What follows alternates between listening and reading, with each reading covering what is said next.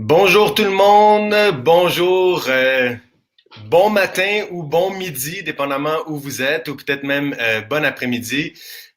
Donc, bienvenue à cette présentation. On va passer un bon moment ensemble avec Micheline Bourque du Club de lecture à faire et avec l'auteur et conférencier de renom, Dr. Serge Marquis, qui va venir nous parler de choses très importantes, évidemment, et qui nous touche tous, bien entendu. Donc, mon nom est Antoine Bonicalzi. Je suis de chez Cyber Impact. Cyber Impact, rapidement, c'est une plateforme de marketing par courriel pour les PME, surtout québécoises et canadiennes. Donc, on est très heureux d'avoir un partenariat, une entente, dans le fond, avec Micheline et le Club de lecture à faire. Euh, on est tous bien contents en fait parce que bon évidemment on a beaucoup d'entrepreneurs et des gens qui œuvrent dans le domaine des affaires qui utilisent Cyber Impact et qui lisent aussi des bons livres d'affaires, donc c'est toujours très pertinent le contenu que Micheline met de l'avant et les auteurs qu'elle reçoit et d'autant plus aujourd'hui, donc on est très excités de ça. Donc, je vois qu'il y a déjà plusieurs personnes qui sont connectées en live, en direct. Donc, c'est vraiment super. On va commencer dans 1 à 2 minutes, vraiment dans le vif du sujet. Je voulais vous souhaiter la bienvenue et briser la glace. Et je voulais vous dire qu'effectivement, la boîte de clavardage que vous voyez à la droite de l'écran, ben, c'est de cette façon-là que vous pouvez poser des questions à Serge et à Micheline. Donc, on prévoit dans le fond, une entrevue d'environ 40 à 45 minutes. On va adresser plein de sujets très, très intéressants, les ouvrages de Serge et bien sûr, on va essayer de retirer un petit peu de trucs et astuces pour vous que vous allez pouvoir, bien sûr, utiliser dans votre vie personnelle et votre vie professionnelle.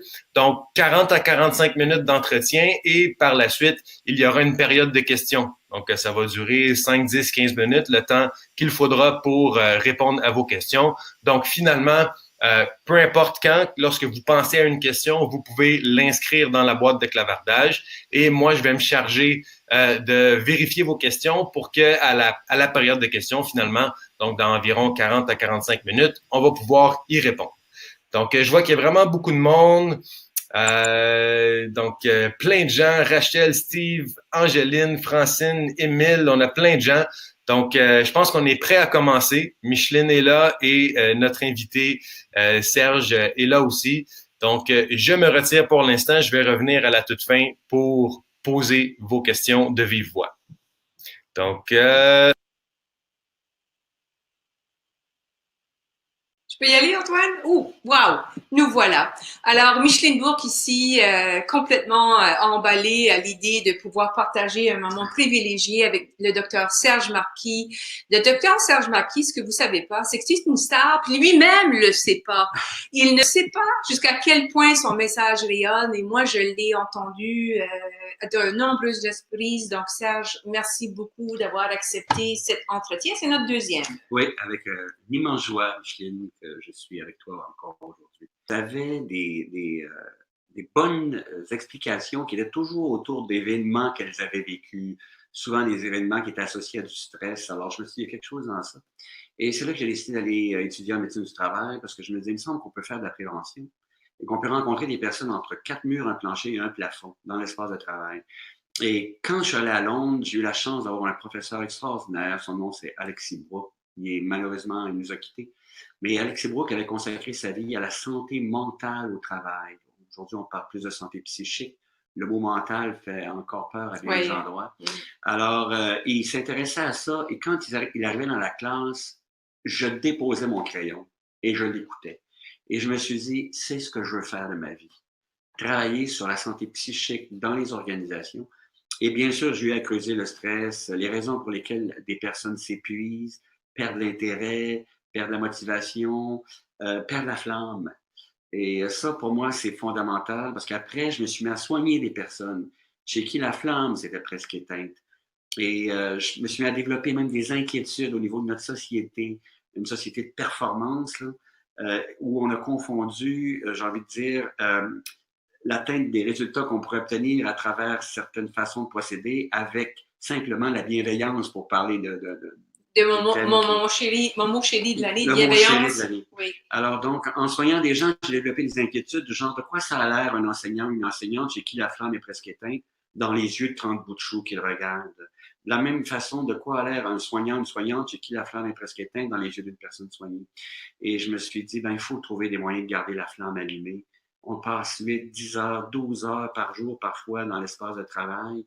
Il faut qu'on y trouve un sens, puis il faut qu'on y trouve une certaine façon de se sentir bien. Mm-hmm. Alors, de là, l'intérêt pour la bienveillance, la reconnaissance et ces thématiques. Dans ce chemin-là, donc tu as été praticien, tu as travaillé dans des entreprises, Ouais, des grandes entreprises absolument. d'ailleurs, et donc tu as vécu, tu as tenté de prévenir, tu as tenté de guérir, Exact. et là, à un moment donné, il y a eu quelque chose d'autre qui s'est passé dans ton parcours où tu as voulu en parler, Oui. et tu as sorti un premier livre qui est maintenant ton dernier livre, donc qui s'appelle Bienvenue parmi les humains, on va en parler tout à l'heure, mais ton premier livre à succès a dû amener des nouvelles dimensions dans ta vie. Je parle ici, bien sûr, de Pansouillard, le hamster. Ouais. Et j'aimerais, pour le bénéfice des gens qui nous écoutent, qu'on revienne là-dessus parce qu'il a fait beaucoup de chemin, le petit Pansouillard. Il a fait énormément de chemin. Alors, on va le présenter. C'est un livre qui s'appelle Le Pansouillard, le hamster, un coup de cœur d'ailleurs de Renaud Bré, petit traité de décroissance personnelle publié il y a déjà quelques années. Oui. Mais raconte-nous le parcours de hamster. Il est maintenant en France, il est maintenant dans de nombreux pays. Mm-hmm. Raconte-nous un peu qu'est-ce qui s'est passé avec cet ouvrage, cette publication, ce premier livre à succès. Je voudrais dire deux choses là-dessus. La première chose, ce sont des gens que je rencontrais en consultation individuelle qui, un jour, m'ont suggéré d'écrire un livre.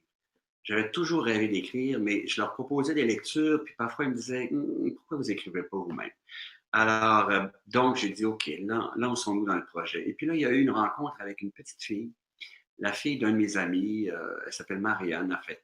Elle avait 7 ans à l'époque, aujourd'hui, elle doit avoir 35, 37 ans. Mais j'étais allé manger chez cette amie et Marianne avait répondu à la porte, m'avait dit « Est-ce que tu veux venir voir mon zoo? » Et moi, je ne savais pas ce que ça voulait dire. Alors, je dis « Bien sûr. » Alors, elle m'a mis dans sa chambre et je me suis retrouvé devant un cochon d'Inde, un hamster, un lézard, des poissons, des oiseaux, en fait, peu importe. Mais devant la cage du hamster, il était en train de courir dans sa roue. Et là, ça a fait dans ma tête, mais c'est exactement ce qui se passe dans ma tête. Il y a cette espèce de mouvement permanent qui mène nulle part, le mouvement de nos pensées. Et c'est là que le déclic s'est fait pour écrire ce livre. Et qui, effectivement, c'était un effort pour essayer de faire comprendre ce qu'était notre ego, l'activité de notre ego, qui passe son temps, ça c'est très important, là, à essayer de voir ce qui pourrait le menacer. Notre cerveau ne fait pas la distinction à notre époque entre la perception d'une menace à la survie et la perception d'une menace à notre ego. Peux-tu le répéter, s'il te plaît, Serge? Parce que ça, là, aujourd'hui, on en parle de plus en plus. Comprendre comment le cerveau fonctionne. Ouais. Toi, tu as une longueur d'avance parce que tu nous as déjà exposé à ça. Mais j'aimerais que tu le répètes parce que c'est vraiment important de comprendre ça parce que ça peut changer une vie quand on le voit. Dans le travail et à l'extérieur du travail. Ça peut changer une vie complètement. Le cerveau ne fait plus la différence entre la perception d'une menace à la survie et la perception d'une menace à notre ego. Il y a deux choses là-dedans. La première, c'est que si il y a une perception d'une menace à notre survie, on va avoir une réaction de stress. On va entrer en mode lutte ou en mode fuite, comme on l'a toujours fait depuis des millions d'années. C'est ça qui nous a permis de survivre. Et quand il s'agit de l'ego et qu'on a la même réaction, là, il y a un problème. Et la deuxième chose, c'est qu'il faut comprendre à ce moment-là ce qu'est l'ego. La représentation qu'on a de nous-mêmes dans notre tête. Quelqu'un prononce une phrase ou parfois quelqu'un ne dit rien au sujet de quelque chose qu'on a pu dire. Et ça déclenche. Ça déclenche. Notre cerveau, instantanément, va réagir comme si notre survie était menacée. Et quand notre survie est perçue comme menacée, bon, on entre en mode lutte ou en mode fuite. Alors imaginez dans nos vies ce que ça peut donner. Un conjoint, une conjointe qui n'est pas d'accord avec quelque chose qu'on vient de dire, auquel on s'est identifié, c'est très important parce que l'ego est le résultat de ce à quoi on s'identifie. Alors, si on s'identifie à quelque chose qu'on vient de dire, la personne n'est pas d'accord et met un petit commentaire qu'on peut percevoir comme négatif à propos de ce qu'on vient de dire, à ce moment-là, le corps va entrer en mode lutte ou en mode fuite. Je veux m'en aller d'ici, ou encore entrer en mode lutte agressivement, physiquement, biologiquement, là, à travers des mots, surtout, là, qui vont être l'équivalent d'une massue il y a 4 millions d'années. Moi, je donne souvent un exemple qui est un peu banal, mais un jour, ma conjointe m'a donné la permission de donner cet exemple-là, mais j'étais en train de laver la vaisselle, et puis je dépose une goutte de savon sur une assiette. Et ma conjointe qui arrive du travail, qui est fatiguée, me dit « Tu mets beaucoup trop de savon. » Immédiatement, mon ego s'est attaqué. Parce que l'ego cherche toujours à être parfait, maintenir une image parfaite dans la tête de l'autre. Et là, mon hamster part, instantanément. Comment ça, trop de savon? Qu'est-ce qu'elle en sait de la quantité de savon à mettre? Est-ce qu'elle a un doctorat en savon? Bon, etc., etc. Ça, c'était dans ma tête. Mais tout mon corps, lui, est en mode contracté, lutte ou fuite. Et la lutte, ça voudrait dire, et ça peut se faire, hein, il y a des gens qui le font, là, si on ne s'est pas entraîné. La lutte, ça peut être, ben, qu'est-ce que tu en sais de la quantité de savon qu'il faut mettre? As-tu un doctorat en savon? Et là, on commence vraiment, malheureusement, un conflit qui peut dégénérer. Ou le mode fuite, ça peut être, ben, fais-la ta foutue vaisselle, moi j'ai d'autres choses à faire. Et ça encore, c'est un conflit qui peut dégénérer. Dans l'espace de travail, c'est omniprésent. Alors, les réunions, les gens qui ont discuté à travailler ensemble, etc. Et c'est souvent le hamster et l'ego qui se sent menacé. Mais moi, je fais l'hypothèse, Serge, que le mot hamster maintenant, dans les dictionnaires, on devrait ajouter une petite référence à Serge Marquis parce que beaucoup de gens maintenant utilisent ça. Ah, mon petit hamster est parti ou ah, il travaille fort. Je l'entends régulièrement, car on ne le prouvera jamais, mais je pense que Ponsouillard y est pour quelque chose. Et en fait, pour les gens qui apprécient comme moi beaucoup Serge, il y a une vidéo d'une conférence que tu as donnée à l'Université de Montréal, d'ailleurs, qui parle spécifiquement de Ponsouillard, qui est absolument génial de les voir Serge dans sa pleine énergie de conférencier. Donc, Ponsouillard, le hamster, l'ego, la présence, c'est des mots importants pour toi, au point où tu as continué avec un autre livre qui s'appelle Égoman. Ah, on a oublié de marquer de Ponsouillard maintenant. Disponible en bande dessinée? Oui, en version illustrée. C'est des gens qui un jour nous ont dit mon mari ne lit pas, ma femme ne lit pas, mes enfants, mes adolescents, etc. Est-ce que vous ne pourriez pas faire quelque chose avec des dessins parce que ça pourrait peut-être les intéresser? Et j'ai un ami qui s'appelle Gilles Rapaport, que j'adore, qui est un illustrateur qui a travaillé pour Le Monde, Figaro, etc., qui a fait des dessins très drôles et donc, on en a fait une version illustrée pour les gens qui ont moins le goût de lire un texte en continu. Peut-être rejoindre ça à un autre type de public, justement, peut-être un public plus jeune, effectivement, parce que comprendre ça plus jeune, c'est important. Hein? Ah, c'est fondamental. Si on avait compris ça, les autres, là, il y a longtemps, on serait bien plus de l'avance, non? Si on apprenait très tôt à être capable d'identifier les mouvements de son hamster, là, on pourrait ramener son attention dans le présent. C'est ça l'objectif. Si ce livre, une image du hamster peut être utile, là, moi, ça me ravit. Parce que je réalise que quand on s'entraîne, parce qu'il faut s'entraîner pour être capable d'observer les mouvements de son hamster, là, quand on s'entraîne, on devient alerte, on devient vigilant. Et on évite d'entrer dans des situations de conflits inutiles, de souffrances inutiles qu'on s'inflige à soi-même et de souffrances inutiles qu'on peut infliger aux autres. On devient beaucoup plus créatif, beaucoup plus efficace. Alors, il suffit parfois même, si on a le même vocabulaire, le seul mot hamster, là, dans une organisation ou dans une famille, hey, ton hamster commence à courir, on pourrait peut-être en parler. Et on peut ensemble apaiser la bête et se connecter les uns et les unes aux autres et avancer. C'est ça qui est merveilleux. Ou enfin s'apaiser et pouvoir profiter bien davantage de notre vie puis de cette communion là. Puis d'éviter toutes sortes de souffrances inutiles finalement. Totalement. Donc, comme je disais tantôt, excusez-moi pour mais le livre de Serge fait le tour du monde. Il est maintenant disponible en version illustrée. Il a été traduit sûrement dans plusieurs langues. Oui, il a été traduit dans plusieurs langues. Ça me fascine aussi. Mais en fait, ce que je réalise, c'est que ça correspond à un besoin universel. Puis ce dont on a besoin aussi, c'est qu'il y a des concepts qui soient vulgarisés, des concepts qui soient rendus accessibles. Pour qu'on puisse les utiliser au quotidien. Parfois, il y a des choses super intéressantes, mais c'est tellement abstrait que quand on arrive pour les mettre en application, c'est difficile. Alors donc, je crois que c'est pour cette raison que ce livre connaît autant de succès. C'est parce que il y a des concepts qu'on a essayé de rendre accessibles, clairs, utilisables au quotidien. C'est ça, puis un peu de dédramatiser cette Oui. connaissance-là qu'on Oui. a à acquérir. Donc, oui, s'il y a de la psychologie et d'autres sources dans ce que tu nous proposes, médical et autres, mais dédramatisant ça, juste prenons conscience de cette réalité. Et je trouve que le mot pensillard, l'hamster, déjà, ça nous invite. On sait que c'est pas trop sérieux, même si c'est très sérieux. Oui. On peut s'ouvrir plus facilement que si c'était un traité sur la machin de l'université de machin. Alors, tu as vraiment cette capacité-là, Serge, d'amener un sujet si fondamental, de le présenter un peu de façon ludique, humoristique, anecdotique. Et c'est pas pour rien que Pensouillard Lemster maintenant voyage à travers le monde. Donc, bravo, bravo. Ben merci, mais en même temps, je crois que ça correspond vraiment à un besoin contemporain. Oui, c'est sûr. Parce que je crois que l'ego prend de plus en plus de place dans cette société. Mm-hmm. Il y a des philosophes, des sociologues qui disent qu'un des grands problèmes de notre époque, c'est la montée du narcissisme, de l'individualisme. Et avec ça monte la peur perçue par le cerveau d'une menace à notre image, bon, blablabla, et tous les conflits qui s'ensuivent, toute l'absence de mise en commun de nos créativités, de nos capacités, toute la difficulté à développer son véritable potentiel. Parce que moi, j'ai toujours, il y a deux mondes. Il y a le monde de l'ego, puis il y a le monde de la présence, dans lequel on développe notre potentiel, nos talents, nos capacités. Puis quand on s'en va dans le monde de l'ego, curieusement, on nuit au développement de son potentiel, de ses véritables capacités. On confond les deux.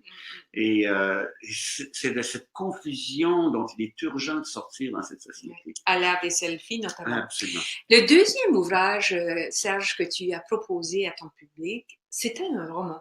Oui. Ici au Québec, il a été publié sur le nom Egoman. D'ailleurs, avec le club, on a fait une excellente entrevue l'année passée, 2 ans passés déjà, qui était excellente, beaucoup, beaucoup appréciée. En France, il est sorti sous un autre nom. Oui. Parlons de Egoman parce que là, tu nous as amenés dans un contexte de professionnel, dans un hôpital avec une médecin, puis un enfant, puis tu nous as fait découvrir un peu, c'est ça, de reconnaître qu'est-ce que c'est l'ego, comment ça fonctionne, quels sont les impacts, par le biais de personnages que j'ai beaucoup aimés, Charlot, en particulier Georges, et Maryse, que vous allez découvrir parce que vous allez aimer ce livre-là, donc Egoman. Pourquoi as-tu choisi justement, un rappel, d'aller vers le roman? Parce que dans toi, forcément, Serge, faut que tu publies 3 livres sur le même sujet, mais présentés sur une forme littéraire différente, un livre plus classique de développement personnel, vers un roman. Raconte-nous qu'est-ce qui t'a... Il y a quelque chose dans toi, dans la créativité, dans l'écriture, et dans l'envie justement de faire rayonner ton message. J'ai toujours eu le goût d'écrire. J'avais 11 ans, puis je racontais à mes parents que je souhaitais gagner ma vie en écrivant. Alors, quand j'avais 11 ans, c'était déjà présent à l'intérieur de moi. Et puis, les personnages du roman, c'est très important que je le dise, m'ont été inspirés par des personnages que j'ai vraiment rencontrés dans la vie. Charlot, là, il y a 9 ans, puis il y a des gens qui me disaient « Oh, c'est pas très plausible, un enfant qui est aussi évolué à 9 ans. » J'ai rencontré un enfant de 9 ans, malade, dans un centre hospitalier un jour, qui m'a inspiré Charlot. Il avait 9 ans et il était aussi mature que l'enfant du bouquin. Maryse, qui est cette femme aux prises avec son ego, qui est un médecin qui voudrait gagner tous les prix, être à l'avant de partout, etc., être la meilleure, la héroïne. Bon. Maryse, je l'ai rencontrée aussi. J'ai rencontré une femme médecin alors que j'étais étudiant, qui terrorisait les étudiants. Et pourtant, elle travaillait en pédiatrie. Imagine. Et ce qui était attendu d'elle, c'était la qualité de sa présence. C'était attendu d'elle par les enfants, par les parents, par les familles. Son efficacité, si on veut utiliser ce mot-là, parce qu'on parle aussi à des gens d'affaires, on parle dans le monde du travail, son efficacité réelle aurait été liée à sa présence. Le travail qu'un soignant, une soignante, un enseignant, une enseignante peut faire de façon efficace, c'est en étant présent ou présente. Mais là, on entre dans la bienveillance aussi, la thématique. Parce que, je vais le dire, j'ai perdu mon papa il y a 5 semaines. Et j'ai vu des gens le soigner. Et j'ai vu une qualité de présence, là, mais exceptionnelle. Il y avait zéro ego. Il y avait strictement de la bienveillance, hein, comme certaines personnes que tu as interviewées. Veiller au bien de l'autre. Ouais. Mais pour être capable de veiller, moi, quand j'entends le mot veiller, là, je pense à une mère qui est près de son enfant, là, qui le veille. Ouais. Hein. Ouais. Il y a Sol, Marc Favreau, cet extraordinaire qu'on a perdu. Il parlait de la mère qui veille, de la mère veille. Ah, wow! C'était beau, hein? C'était beau, ça. Ouais. Et la mère veilleuse. Wow! Et puis il disait qu'il s'émerveillait, s'émerveille devant ça. Je trouvais extraordinaire ce qu'il faisait avec le langage. Mais c'est réel. Et pour qu'une mère veille, qu'est-ce que ça demande? Ça demande qu'elle soit présente. Ouais. Ça demande qu'elle soit attentive au moins que signe d'un inconfort ou que le bien soit un peu altéré. Ben, j'ai vu la même chose en fin de vie avec mon père. Des personnes attentives, présentes, qui veillaient au bien de mon père. Donc, il y avait un signal d'inconfort, elle le voyait et tout de suite, elle pouvait répondre à ça. Dans l'espace de travail, comment être bienveillant? Wow. Et c'est pour ça que j'ai commencé à écrire ce bouquin en me disant, ben, il y a cette femme médecin qui n'était pas dans ça et qu'un enfant a interpellé. Un enfant, au début de la version française, parce qu'il y a eu un changement dans la version française, il est appelé un nouveau personnage qui est un petit bonhomme qui est sur le point de s'éteindre, comme j'en ai vu, moi, dans ma vie, et qui l'interpelle et qui lui dit que tout ce qu'on vous demande, c'est d'être présente. Et le fils de Maryse, dans le roman, finit par lui demander, maman, c'est quoi l'ego? Parce qu'il a vu des gens s'insulter dans un gros ego, et puis il n'a pas compris, parce qu'il y a un professeur qui est son professeur favori qui se fait insulter, il ne comprend pas. Il voit la personne qui pleure, alors l'ego qui est blessé aussi. Alors il demande à sa mère qu'est-ce que l'ego, et là le roman commence. Alors c'est un roman qui est plus... Et moi, je l'ai aimé, ton livre, Serge. J'ai trouvé qu'on voyait dans ton écriture, c'est ça, cette envie de plaire par l'écriture. Je trouve ça génial que tu aies choisi justement parce que ça ne doit pas nécessairement être facile de parler de présence et d'ego dans le milieu médical comme tel. Donc là, tu l'as illustré par une histoire avec toutes sortes de péripéties, des personnages intéressants qui font découvrir à Maryse toutes sortes d'éléments sur elle-même. Là, mais ça ne doit pas être facile pour toi de... Est-ce que le milieu médical est prêt à recevoir ce type de message-là? Parce que tu as eu le courage d'incarner ton message dans des personnages du milieu hospitalier. En fait, j'ai vu tellement de souffrance là, au cours de ma vie, là, de personnes qui souffraient dans leur espace de travail, bien sûr, mais on ne peut pas séparer complètement l'espace de travail de notre vie. Alors, cette souffrance-là est transportée d'un univers à l'autre. J'ai vu ça beaucoup. Et j'ai compris qu'une grande partie de cette souffrance était liée à l'ego. C'est une des raisons pour lesquelles j'ai le goût d'écrire un roman, parce que je me disais peut-être que ça va être un autre moyen de rejoindre des personnes que le premier livre n'a pas réussi à rejoindre. C'est vraiment ça qui m'habitait. Et le milieu médical est-il prêt à recevoir ça? Oui. Je crois que de plus en plus de personnes, il y a encore des gens qui sont dans leur énorme ego, là, mais comme il y en a partout. Oui, ça c'est sûr. Et il y a deux mondes hein, auxquels je suis très, très sensible. C'est le monde de la santé, puis c'est le monde de l'éducation, bien sûr. Parce que j'y vais rencontrer des gens. J'ai soigné des personnes qui viennent de ces deux univers-là. Ça ne m'empêche pas d'être sensible à ce qui se passe dans tous les milieux de travail, parce qu'on vit la même chose dans tous les milieux de travail. Mais dans le monde de l'éducation, dans le monde de la santé, ce sont deux endroits où la présence est à la base d'un travail bien fait. Là, c'est le cœur du travail bien fait. L'enseignant, l'enseignante, son efficacité, les objectifs, sa mission, peu importe les mots qu'on utilise, tout ça va être atteint dans la mesure où il y a une présence. La même chose, évidemment, dans le domaine de la santé. Non, mais c'est ça des très bons exemples, parce qu'effectivement, c'est être présent, c'est être là pour l'autre et être à l'écoute de ses besoins, puis de pouvoir agir sur ces besoins-là. Donc, effectivement, ce sont deux champs d'activité où les bons, ben, c'est parce qu'ils sont comme ça. Absolument. Ils sont simplement attentifs ou attentives. Et souvent, évidemment, le hamster nous empêche d'être attentifs ou attentifs. Parce qu'on est en train de surveiller, est-ce que ce que je dis, ça va être bien apprécié, est-ce que ça va plaire, etc., etc. Qu'est-ce qu'on va penser de moi? Alors, c'est ça qui occupe notre attention. Parce qu'il y a un autre principe aussi qui est fondamental, c'est que l'attention ne peut pas être à deux places en même temps. Oui. Alors, si elle est accaparée par mon hamster qui est en train de se demander si ça va être reçu, si ça va plaire, ce qu'on va penser de moi, blablabla, ben mon attention n'est plus sur l'autre. Alors, donc, c'est fini. Je l'ai aussi vécu comme patient. Hein. Maintenant, j'ose en parler. J'ai été malade, moi. Je suis désolée de l'apprendre. Non, mais je vais très, très bien. Mais j'étais très malade 2 fois. Et la dernière fois, c'est il y a 6 ans, j'ai fait une péritonite, diverticulite perforée, bon, peu importe. Et là, j'étais dans le milieu, mais comme patient, un peu ce qu'un film m'avait raconté un jour. Mais j'ai constaté la différence dans la qualité des soins à travers la simple présence de la personne qui les donnait.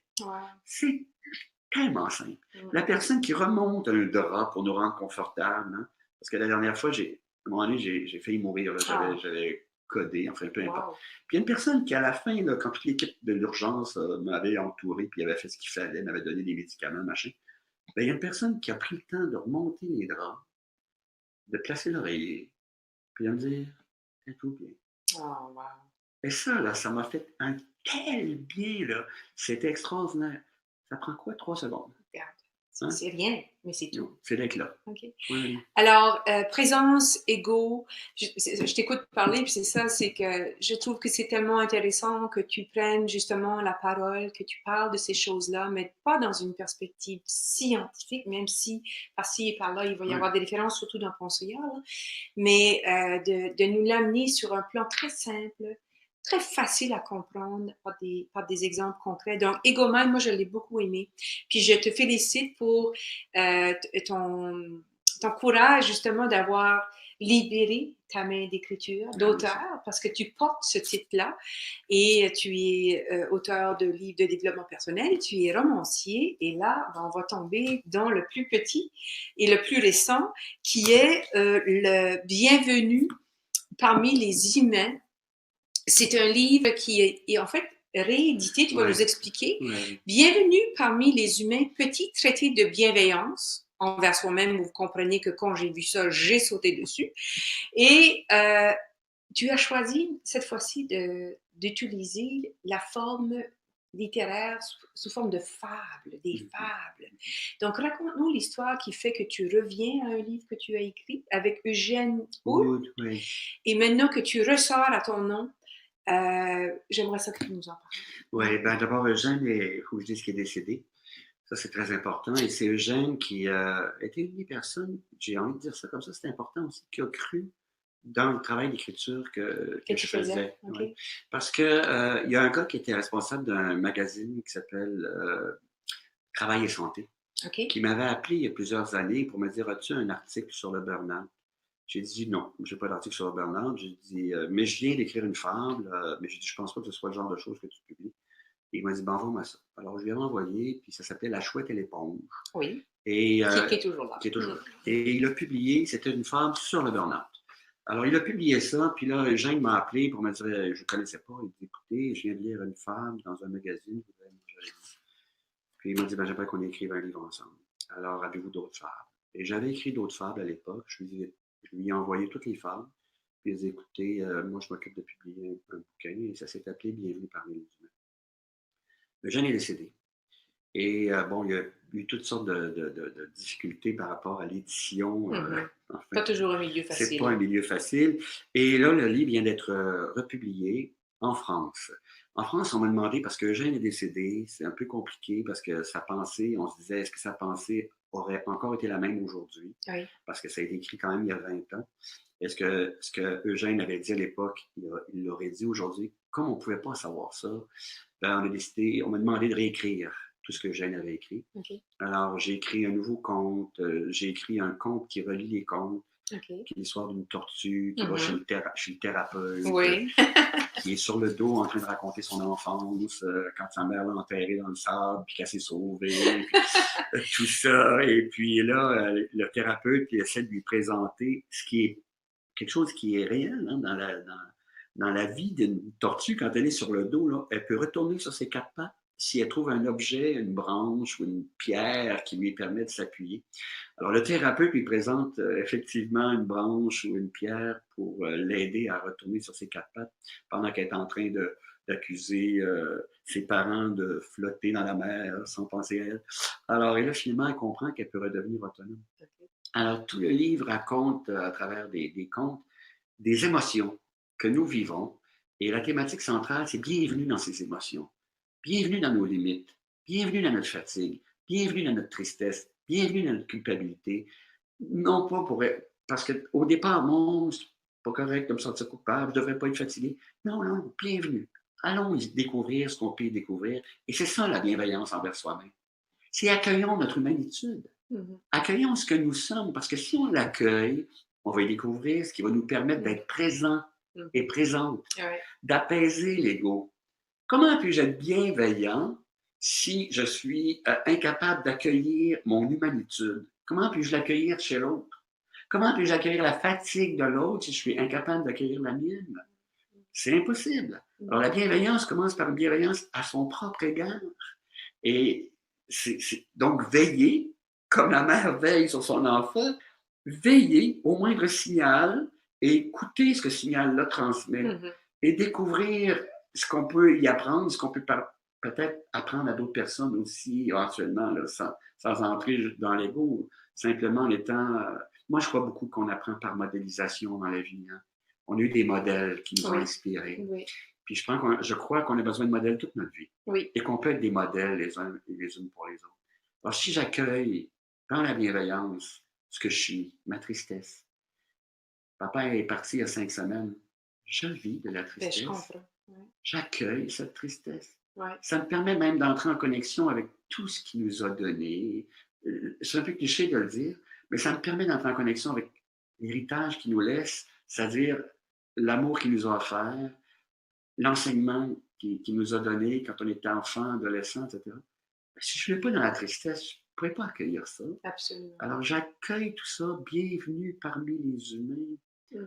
Donc, entre dans la bienveillance à ton propre Parce que égard. si on ne le fait pas, c'est là qu'on va dans l'autre côté du scénario qui t'amène dans ton rôle de médecin puis qui est capable de dépister que le stress qui vient avec le fait de se retenir et pour toutes sortes d'autres raisons et d'autres éléments de ce type-là font en sorte qu'à ce moment donné, on va être vraiment mal.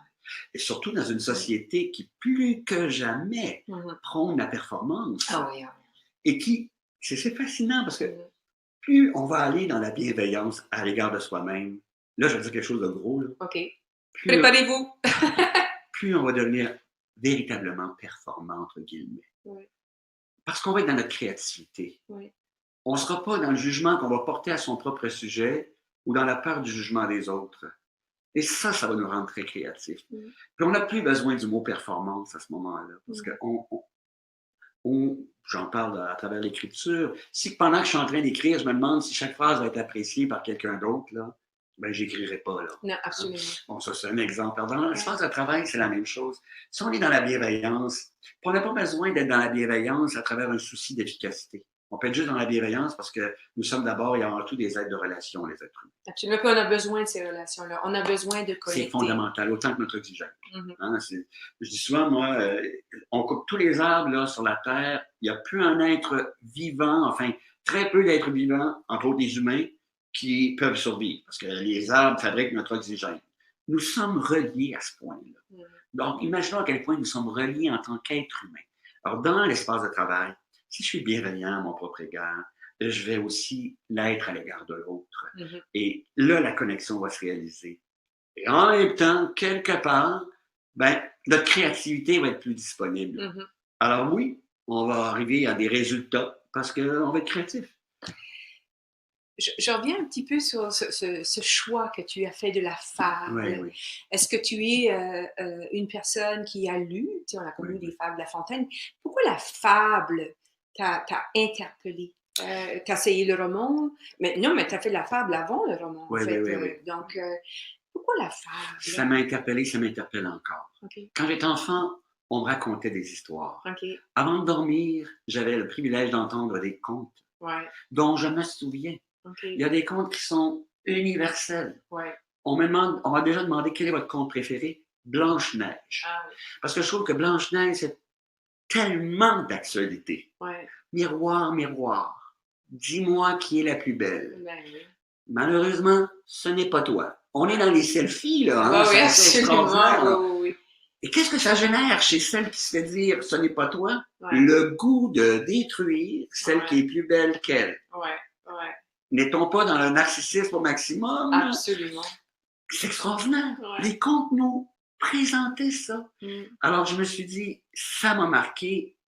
On devrait le faire sortir, ce conte-là. Aujourd'hui, j'ai actuellement le goût d'écrire quelque chose encore sur Blanche-Neige parce que je me dis, c'est le conte le plus, à mes yeux en tout cas, qui illustre le mieux les pièges dans lesquels nous sommes rendus comme société. Ouais. C'est encore la performance. Là. Absolument. C'est moi qui est la plus belle. Ouais, oui. Performer. L'ego qui a besoin d'être unique, spécial, extraordinaire pour se distinguer, avoir le sentiment d'être vivant, d'être quelqu'un. C'est ça dont Blanche-Neige nous parle. Donc, ce livre-là, il est très particulier.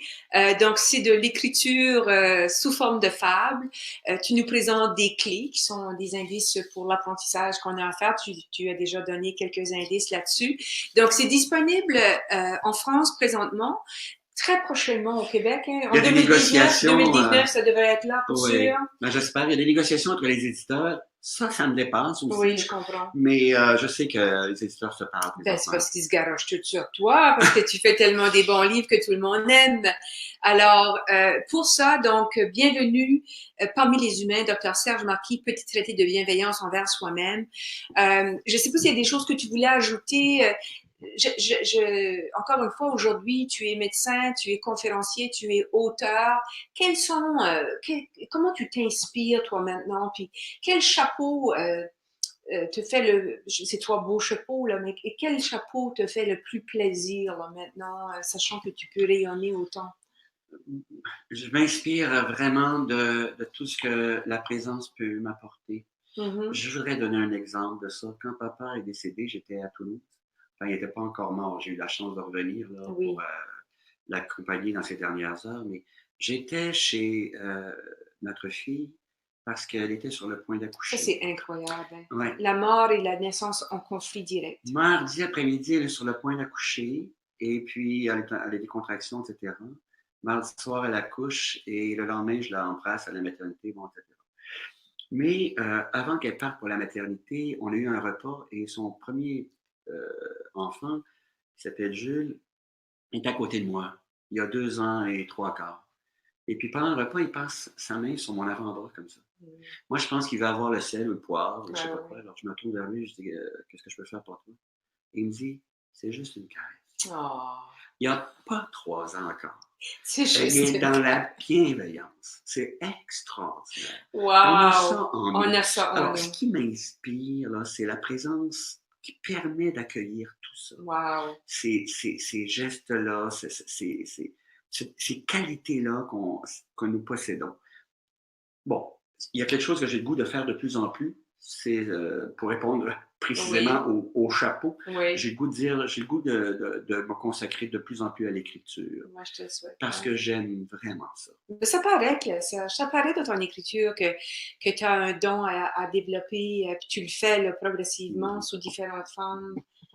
Puis j'apprécierais pouvoir transmettre des choses comme celles que je viens de raconter à travers l'écriture, en souhaitant que ça puisse être utile à d'autres personnes. Tu travailles, juste avant de prendre des questions, tu travailles beaucoup aussi en France maintenant. Tu as énormément de following là-bas. Comme je vous disais, il ne le sait pas, là, mais allez sur YouTube, faites une recherche Serge Marquis, vous allez voir, il y a des centaines de milliers de gens qui le suivent. Ton message porte, bravo à toi. Est-ce que tu fais aussi d'autres pays d'Europe ou parce que tu es quasiment moitié-moitié. Je remarque que tu as une fille là-bas, mais... Oui, c'est ça. À chaque fois, d'ailleurs, que j'ai un appel pour une conférence en Europe, pour moi, c'est je vais voir ma fille. Une opportunité d'aller voir les petits-enfants, notre fille et les petits-enfants.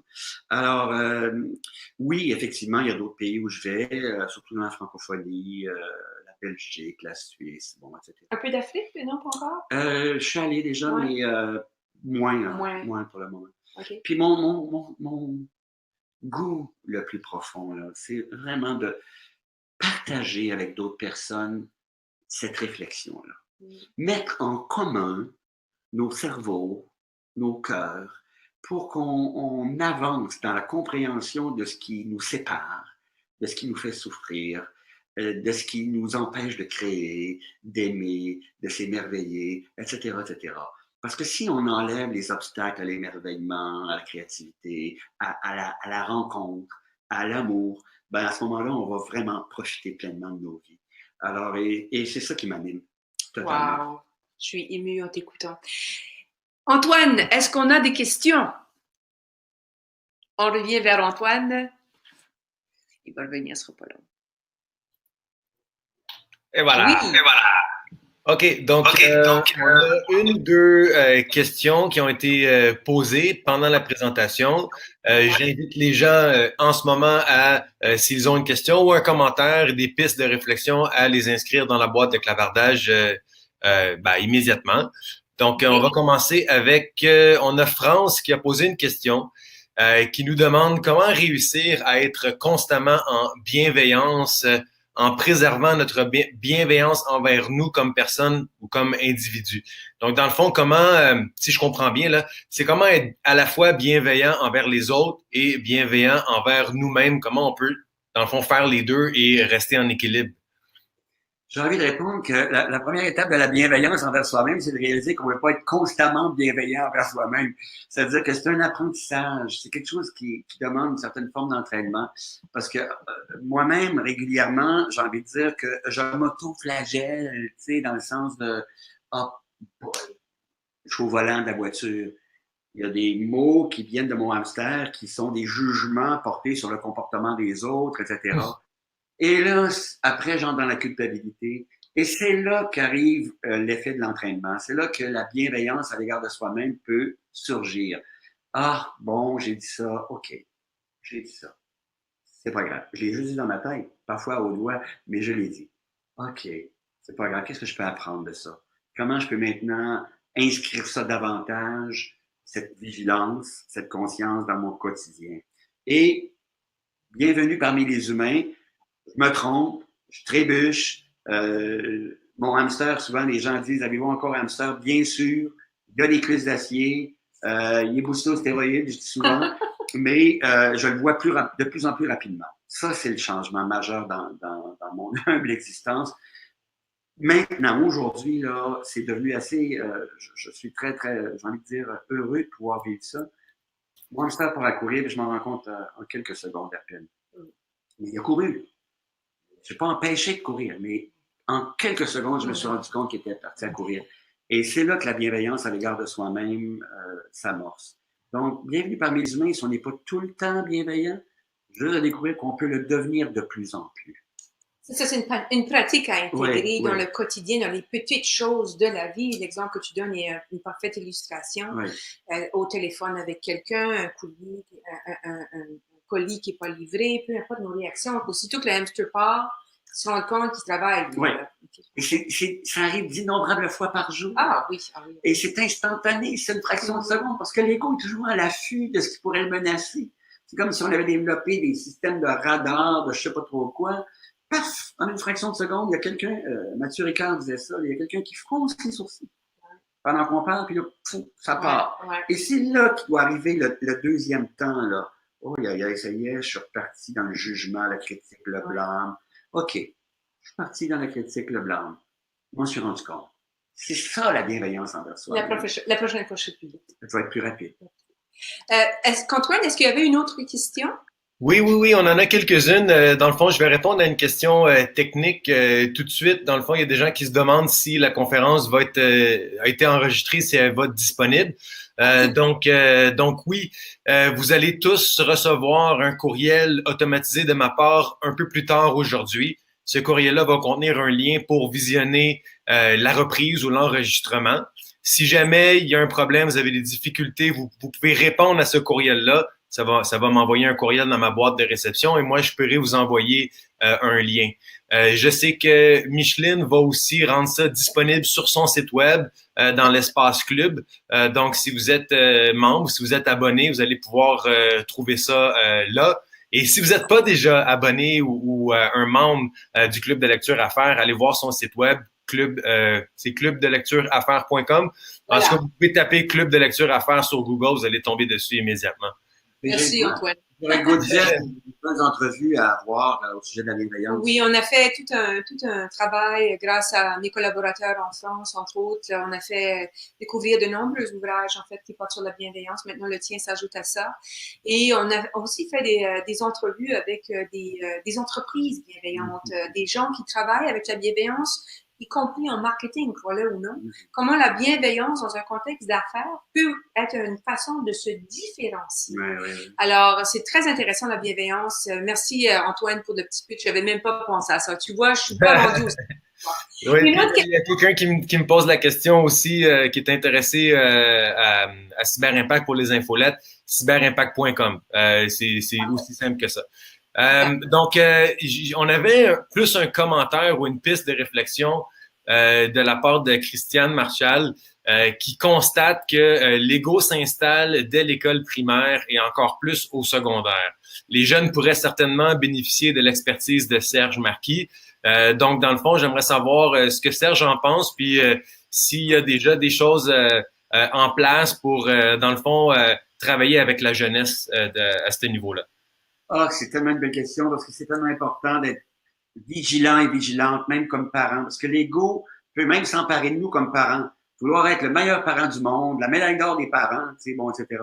Puis il y a une chose malheureusement, on n'est pas toujours consciente de ça, mais l'enfant, très tôt dans sa vie, associe recevoir de l'attention à survivre. Ah oui? Parce que très tôt dans la vie, toute l'attention dont il va être entouré va être associée à on me nourrit, on me protège, on m'entoure de tendresse, etc. Alors, son cerveau fait des connexions. Okay. Tout ça permet que je sois bien, confortable, toujours en sécurité, nourri, en sécurité, protégé, donc assurer la survie. Mais le problème, c'est que parfois, sans qu'on s'en rende compte comme parents, on est tellement fiers. Tu sais, wow, as-tu vu ce qu'il a fait? Il n'y a pas un enfant de son âge que j'ai vu faire ça avant lui. Donc, on est en train de transmettre un message et là, on le prend.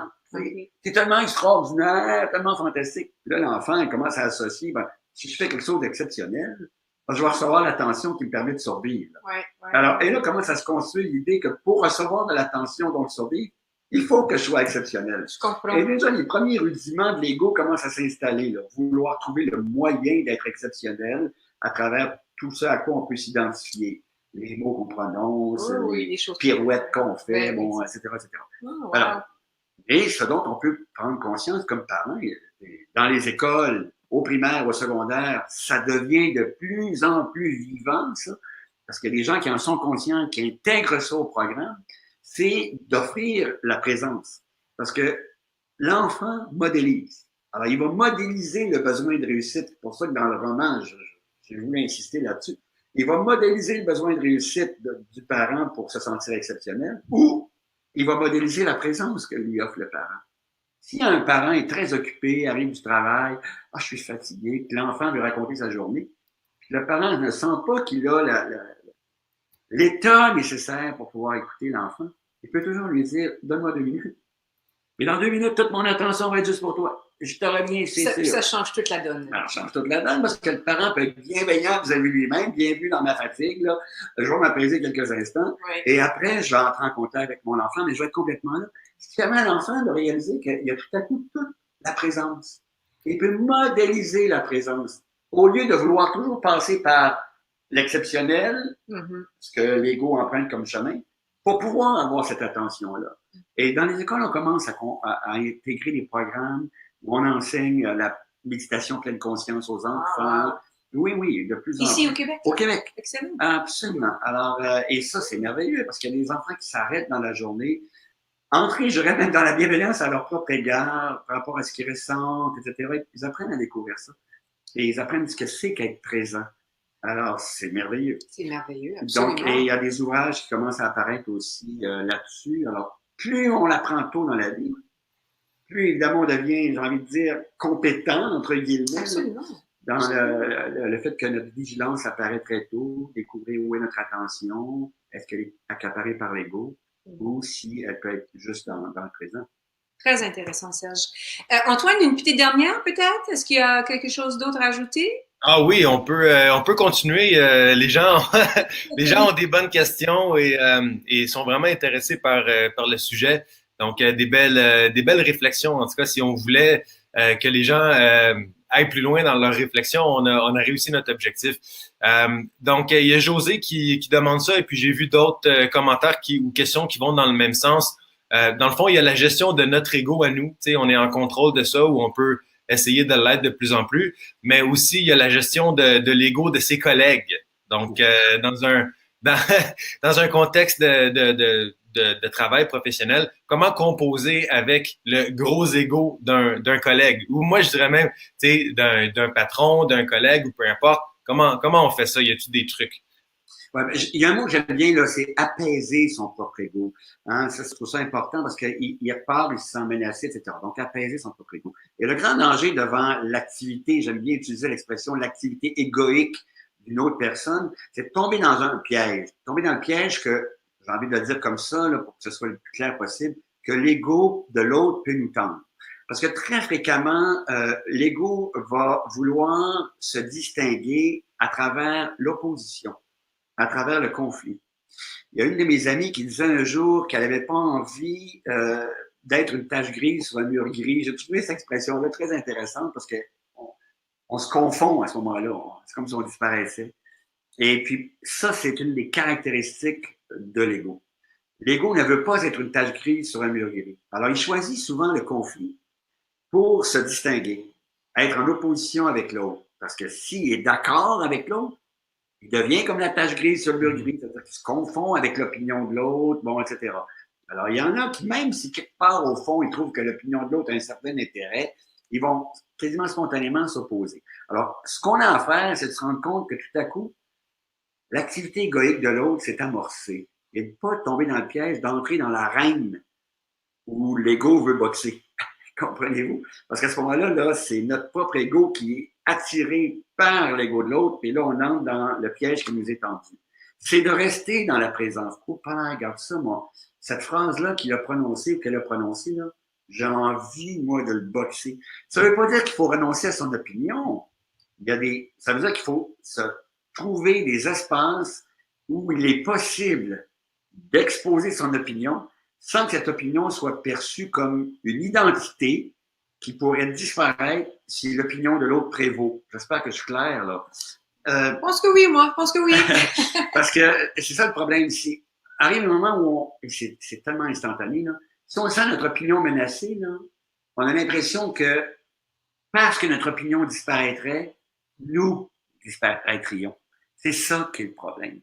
Et c'est là qu'il faut absolument devenir vigilant. C'est pas parce que mon opinion ne prévaut pas, c'est pas parce que mon opinion n'est pas celle qui gagne que je disparais.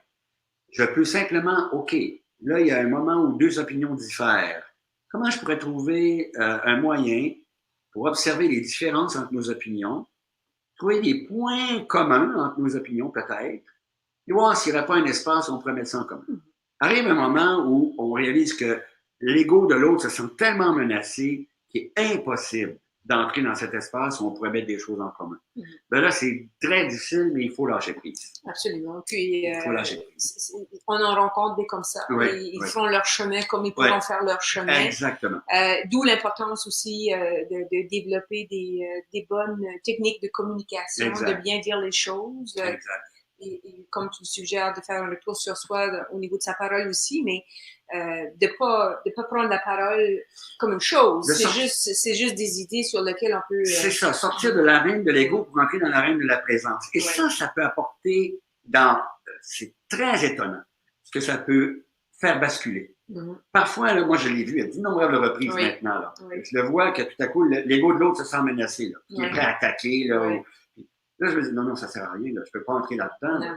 Ça sert à rien parce que c'est comme si la personne était en état de lutte. De défense, c'est ça. Hormonale, neuro-hormonale. C'est vrai. Hein, le corps et les muscles sont contractés, les mâchoires serrées, là, puis après, les dents sortent. Une couple d'hormones qui sont de service. Et c'est réel, elles sont vraiment de service. Alors, ça sert à rien à ce moment-là. Là. Et on fait, et c'est très difficile parce que notre ego, il veut gagner, il veut se battre aussi, de l'apaiser. Et déjà, le fait de l'apaiser, ça a un impact sur l'autre. Ouais. Dans la plupart des cas. Ouais. Et je me rends compte que ça sert à rien. Il peut plus se battre parce qu'il n'y a pas de personne qui veut se battre avec lui. Alors, ça apaise. Ça, c'est déjà une chose énorme. Et dans les cas où ça ne s'apaise pas, mais c'est là qu'il faut lâcher prise. Regardez, j'aimerais de mon côté vous remercier tous. Là. Vous êtes une belle grosse gang. On est très, très, très heureux et heureuse de vous avoir parmi nous. Serge, peut-être qu'on pourrait terminer en te demandant où est-ce que les gens peuvent te joindre. Tu as un site web, tu as différentes plateformes. C'est quoi la meilleure façon de te suivre? Ben, il y a mon site web. Je peux donner l'adresse peut-être, www.tortue, marquis.com. On peut me suivre sur Facebook aussi. Alors, on peut faire une recherche Serge Marquis auteur là, sur Facebook, puis on peut me trouver là aussi. Oui. Alors, tu n'as pas d'infolettes ou des choses comme ça pour non, le moment. Un jour, tu vas en avoir. Et c'est ça, je vous encourage aussi, si vous êtes comme moi, une fan de Serge, d'aller faire un tour sur YouTube. Vous allez trouver l'entrevue que le club a fait avec lui sur Egoman. Vous allez trouver d'autres entrevues aussi, de longues entrevues, de longues présentations, des conférences. Donc, vous pourrez vous enrichir de ses propos de cette façon-là. Donc, merci encore à tous. Les vidéos vont être disponibles très prochainement. Serge, on te souhaite une très belle continuation. On a hâte au prochain. Ben, merci, Micheline. Merci à toi aussi. Puis merci à tout le monde. Toutes les personnes qui ont été présentes. Oui, il y en a eu beaucoup, là. Merci beaucoup et bonne continuation et de joyeuses fêtes à tout le monde. Joyeuses fêtes à tout le monde, effectivement. Donc, merci Antoine. Est-ce qu'il y avait autre chose de ton côté? On peut clore là-dessus? Ben oui, oui, on peut clore là-dessus. Merci beaucoup à Serge. Je pense qu'il y a eu vraiment, ça a été des belles discussions et des belles longues et intéressantes réponses aux questions. Puis je trouve qu'on a eu une belle participation du public, donc ça c'est toujours très très positif. Donc découvrez Serge, découvrez le club de lecture à faire et si vous avez des infolettes à envoyer, découvrez Cyber Impact. Mon partenaire, puis que j'adore. Merci beaucoup, Antoine. Merci à Cyber Impact. Et on se reprend pour une prochaine fois aussi. On va en faire d'autres, des webinaires. Donc, merci, clubdelectureaffaires.com. Merci, Antoine. Bye, bye. Merci. Bonne journée. Bye.